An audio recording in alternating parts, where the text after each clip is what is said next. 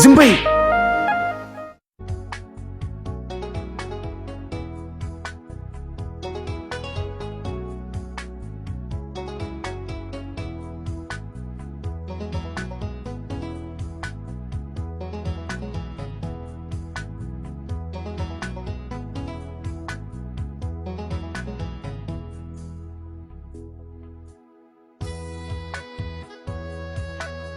ወይኔ ወንድሜ ለምን መጣ ዛሬ? ወይኔ ጉዴ!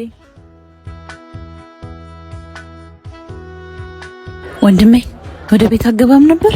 ለምን መጣ? ቤት ምንም ይበላ የለም። ደግሞ የትምህርት ቤቱም አልከፈልኩም። ተባርሬ ነው የመጣሁት።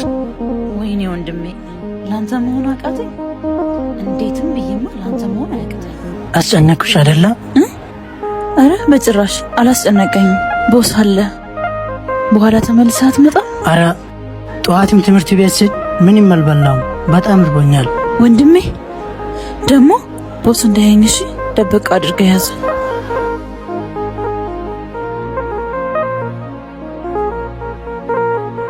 አንቺ ምን እያደረግሽ ነው? ቦስ ወንድሜ ነው።